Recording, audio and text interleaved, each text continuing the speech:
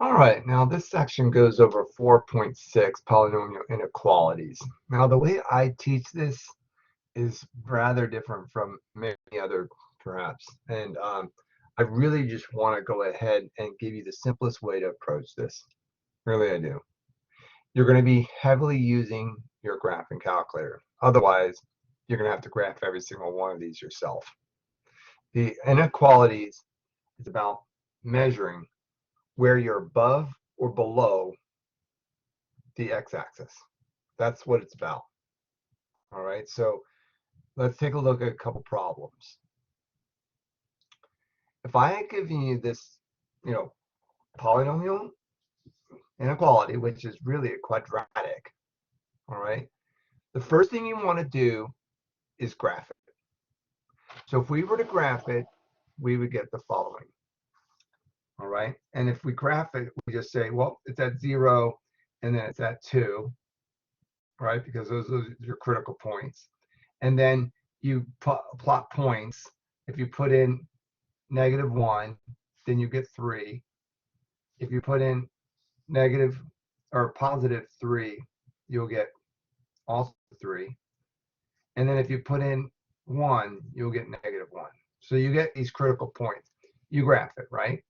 But the inequality says that where is this equation? Where is the equation x times x minus 2 above 0? Where is it above 0? That's what it's saying, greater than 0. So where is it that the graph exists above the x-axis? That is what it's asking. All right, the x-axis. So it's above here. You can see that it's above the x-axis there, and it's above the x-axis here. And because it's above the x-axis on both of these, okay, then it's above the x-axis from -infinity, because it's continuously going on forever this direction. And it stops being above at the value of 0. And because it's not inclusive, there's no line, then you just go up to 0 but not include it. But then you go from 0 to 2 and it's below the x-axis here, so that's less than the the x-axis, or 0. And now we're not concerned about that, but where does it pick up being above the x-axis again? And that is from 2 on to infinity. Remember, it goes on forever this direction. All right, so it goes on forever that direction as well. So now it goes from 2 to infinity, being above the x-axis there. So that is our interval notation. So we're done with that. Now, graphing it, this is kind of ridiculous, but all they're trying to do is saying on the number line, you're going to be from 0 on to infinity, and then from 2 on to infinity. Well, this is obviously negative, and that's positive. Okay, so then the graph looks like that. All right, now, anytime you have parentheses, you have open circles. Anytime you have brackets, it's inclusive, and that's closed circles. Okay. None of this changes from that point forward. Now, so you're going to either have to make a choice here. Graph it all yourself or grab your trusted old calculator. So how do you use your graphing calculator? So you go ahead and plug it in. Any inequality, doesn't matter. But in this case, it's a parabola again.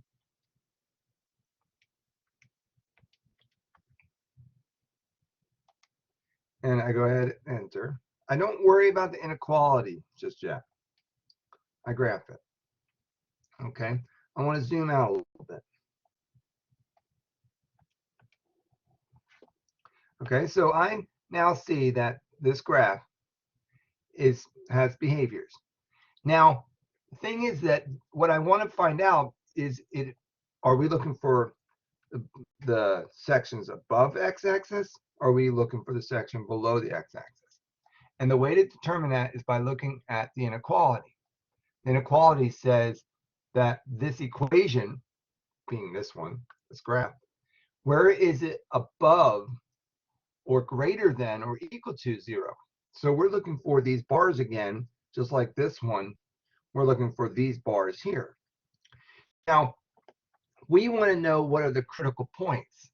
The critical points are at 0, and we can find that out by simply hitting second graph, and we can see it 0, 0.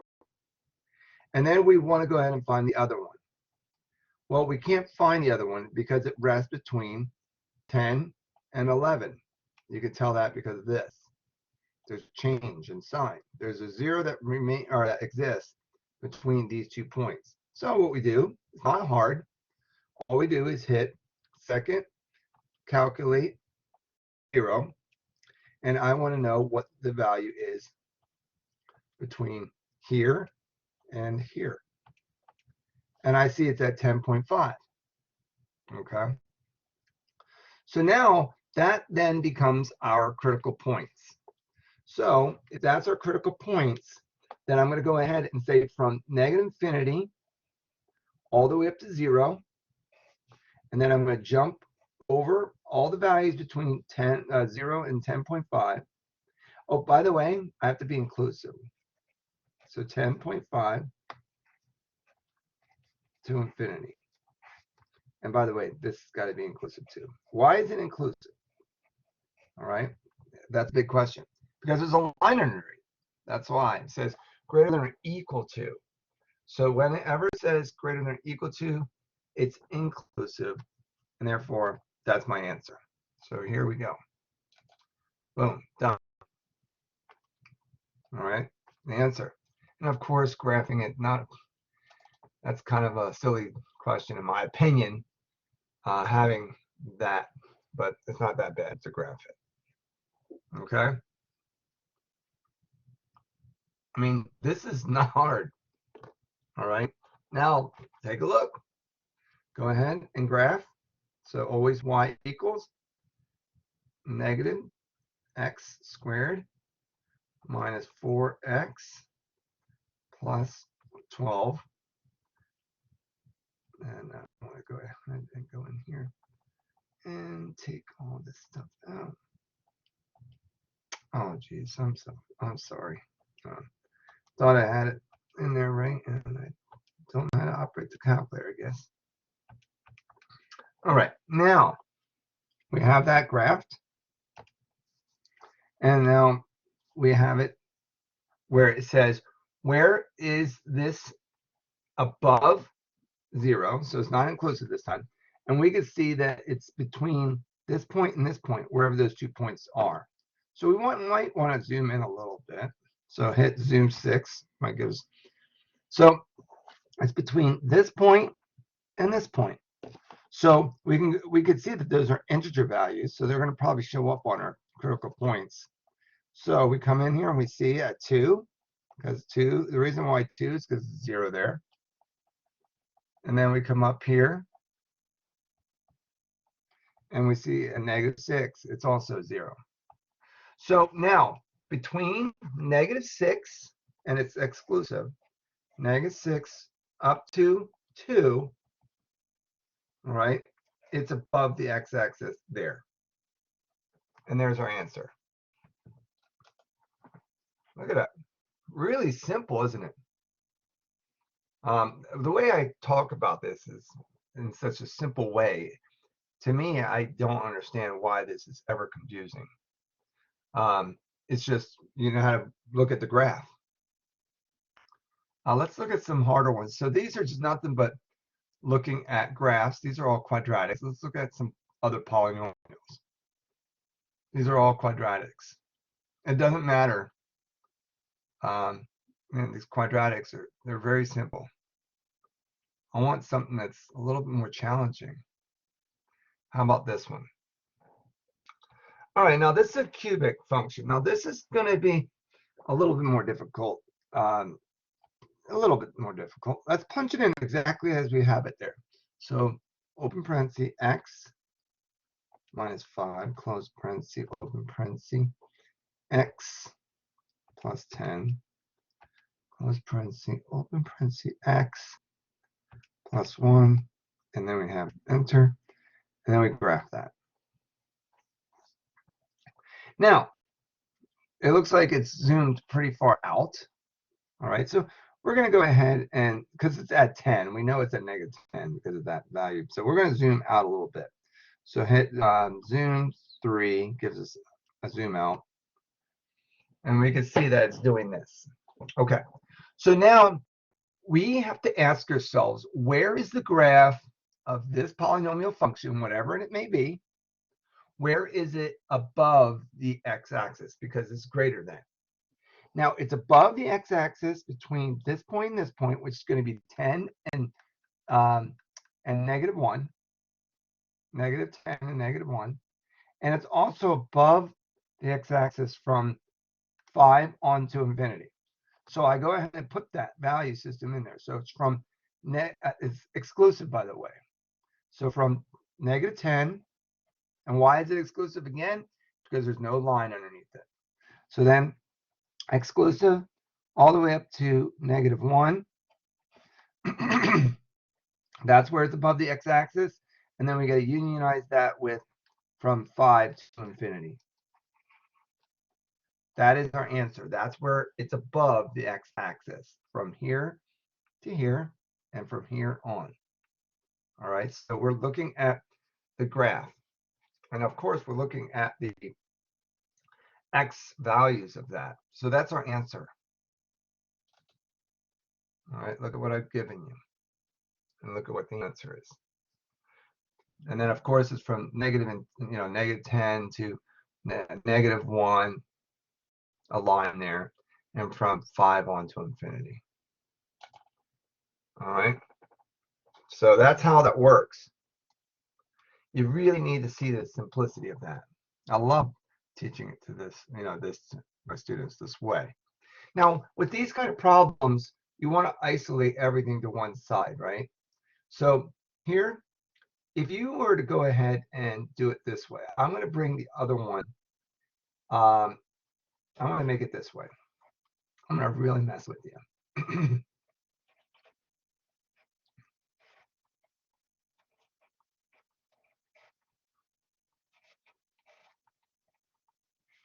So I just brought the negative 3, or negative j to the third.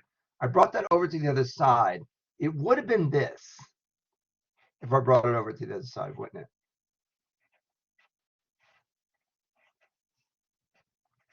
But when have you been reading inequalities where you read the equation second? So inequalities are better when you write the equation. The equation goes to the left and the 0 goes to the right. All right, and so if Pac-Man is going after 0, then Pac-Man continues to go after 0. So where is this equation less than, so below 0? That's what it's asking. So I'm going to drop it in. And by the way, what's the difference between x and j? Absolutely nothing. So x to the third minus j, well, x, doesn't matter, set to the second, and then minus 42j. And that would be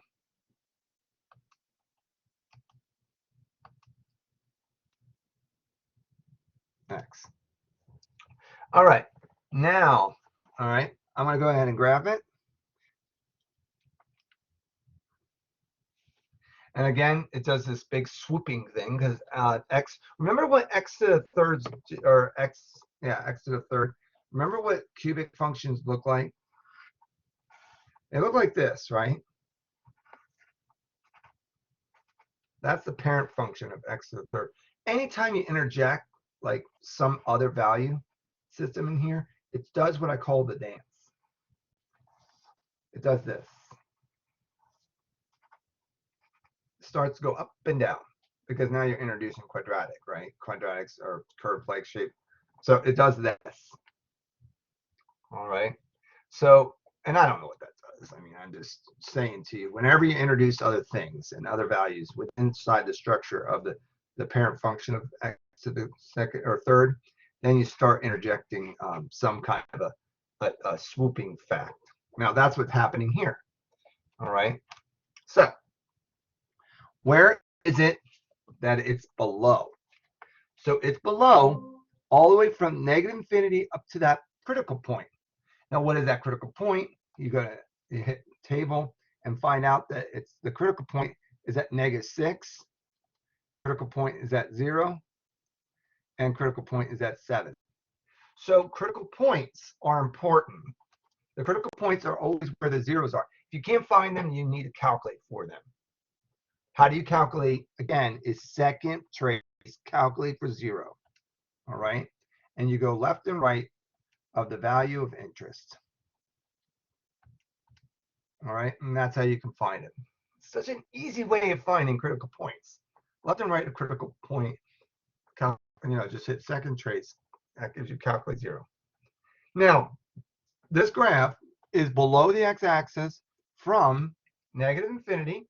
So I'm going to put negative infinity all the way up to that critical point of -6, because that's what it said. And then it's exclusive again, and I'm going to unionize that with the pickup from, and then I'm going to go back to the graph.